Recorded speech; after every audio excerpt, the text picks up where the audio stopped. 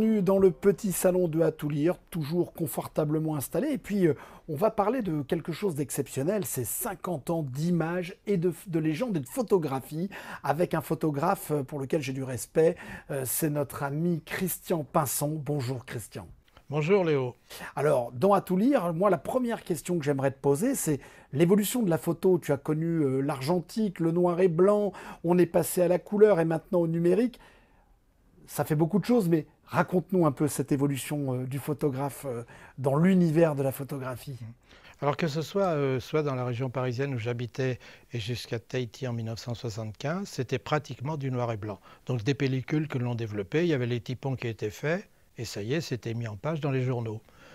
Et c'est seulement à partir de 1980, en même temps que l'informatique est arrivée, que étant devenu correspondant d'une agence de presse et ayant fourni des photos dès les années 76-77, ça veut dire fourni des photos qui se vendaient dans les magazines en France et en Europe, c'est là qu'on m'a dit Coco, il faudrait peut-être bien que tu commences à faire de la couleur.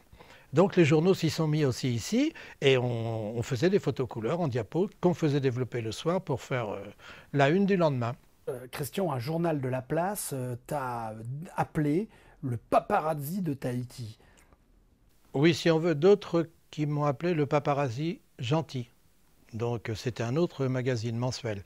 Mais oui, le paparazzi, parce que bon, j'avais décidé que quelqu'un qui venait des États-Unis et qui faisait tout le temps des photos, s'il tourne des séries, il y a des photos toute la journée, il y a des photos du film, photos pour la promo, photos pour les plaquettes, j'avais pas envie de l'embêter. Donc j'allais dans un hôtel et moi j'avais un truc, tiens, j'avais emporté avec moi des photos d'oiseaux. Donc, si jamais le gars me disait, il me prenait sur le fait, Hey, you photographer, paparazzi. Non, non, non, non, non, non. My name is Pinson and I have a picture of bird. Pinson is a bird. Bird. Look my bird in picture. Donc, je pense qu'il pouvait douter. Mais c'est vrai que attendre quelqu'un avec un 300 mm ou un 500 mm, c'est vrai que ça s'appelle le paparazzi. On reviendra sur le métier de paparazzi et tu nous expliqueras un peu le détail de cette dénomination. Mais moi, ce que je voulais voir avec toi, c'est 50 ans d'images. Quand tu as fait ces photos, ces premières photos, tu me disais humblement que ce n'était pas des photos artistiques, c'était de la photo, du shooting, de chasseurs, hein, en fait. Et finalement, ces photos-là, 50 ans après, ben moi j'ai envie de dire qu'elles sont presque des photos artistiques. C'est vrai que si on prend tout, elles sont quand même faites sur le vif et au flash. Donc c'est quand même pas très artistique. Maintenant, avec le recul, si vous faites une exposition de 50 de mes photos dans un format assez important, les gens s'arrêteront devant, ils verront la différence entre ces photos-là et un téléphone portable aujourd'hui qui fait d'excellentes photos, mais c'est vraiment tout net, tout net, tout net. Et donc, c'est un peu la différence. Mais la qualité des photos dans ce livre peut être, oui, transformée. Mais une vraie exposition avec des vraies photos qui sont préparées, qui sont mises en scène, même des natures mortes, c'est quand même plus de travail que moi qui vais en faire beaucoup sur quelqu'un qui arrive, qui est acteur en fait, et qui va pas jouer la comédie, mais qui va avoir des gestes qui vont être très bien interprétés, tels que Mac Brandt quand il a la bouche ouverte, ou Marlon Brando qui était avec ses lunettes noires. Ce sont des photos extraordinaires, mais d'une simplicité banale. Et les flashs, ça gêne.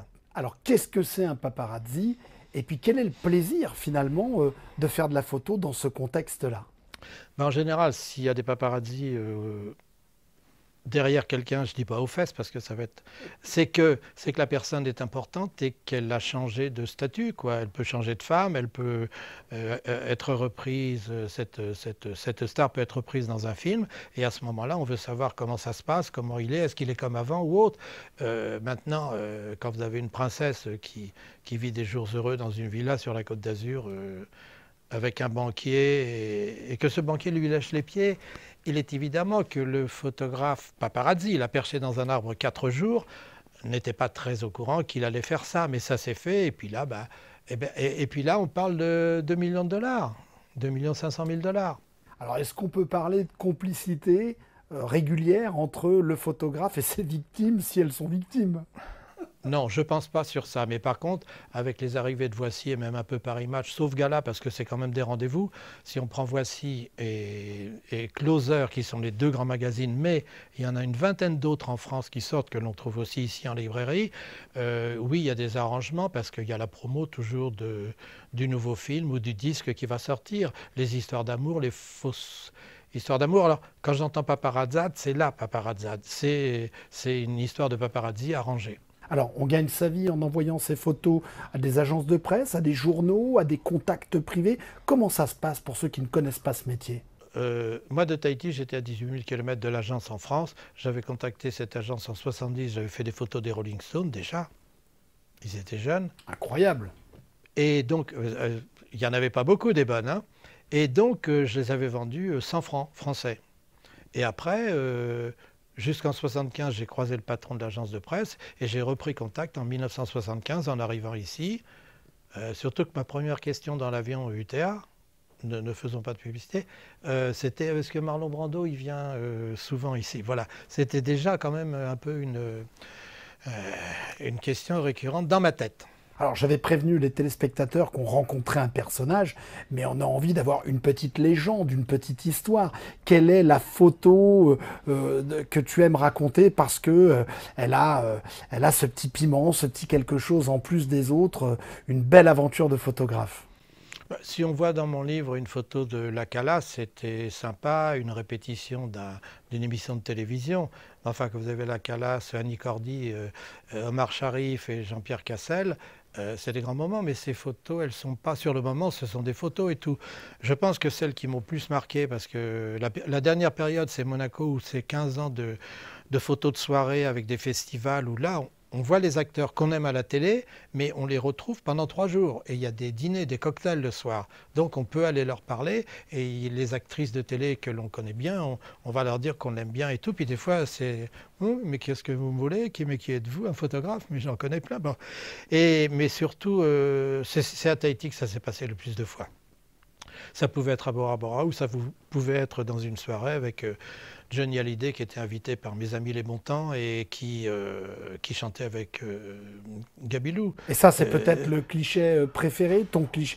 Parce que c'est vrai que c'est compliqué. Oui, Quel mais est il y a toi, avant. voilà. Enfin, le cliché final, celui qui fait une double page dans Paris Match, c'est bien. Mais si on prend avant, je vais à l'arrivée d'un retour en mer de Johnny avec Bontemps, avec Nathalie Baye à cette époque, et que je vais vers Johnny et que je lui dis Johnny, est-ce que je peux venir ce soir à la soirée? Et il me dit c'est pas moi qui invite, alors tu demandes à celui qui invite. Monsieur Bontemps, est-ce que je pourrais venir faire des photos? Oui, oui, évidemment, il n'y a pas de problème et tout. Si Johnny il dit oui, c'est oui. Johnny, je voulais te dire qu'il m'a dit oui. Retour à l'envoyeur. Et là, il y a une anecdote, c'est que Nathalie Baye, j'avais déjà ma barbe, elle me tire la barbe comme ça, elle me dit exactement, hein, je le savais que tu l'aurais ta soirée. Moi, je voulais te demander, en tant que photographe, on sait que les pâtissiers et les cuisiniers, finalement, une fois qu'ils ont exprimé leur talent, ils ne veulent plus forcément à la maison pour leurs proches faire la cuisine puisqu'ils la font au quotidien. Est-ce qu'en tant que photographe, tu as quand même photographié ta famille, des amis, ou est-ce que finalement, quand on fait de la photographie de paparazzi comme ça, terminer la photo, on n'en fait plus après? Si, quand même, il faut regarder. Puis aujourd'hui, avec le téléphone, on la regarde dans le téléphone et on la fait voir. Les gens me disent, mais tu es retourné à Tahiti depuis octobre, mais alors, tu as de la famille là-bas? Oui, oui. Je vous l'envoie tout de suite. Est-ce qu'on peut dire aujourd'hui que le meilleur paparazzi, c'est celui qui est équipé d'un téléphone et qui prend ses photos par téléphone? Oui, mais le mot paparazzi, il faut quand même que ce soit considéré comme quelqu'un qui se cache, qui est loin. Donc là, c'est le téléphone, oui, vous pouvez piquer une photo, mais bon, le film Paparazzi, qui a été réalisé avec les deux acteurs par un réalisateur superbe, il l'exprime bien, quoi.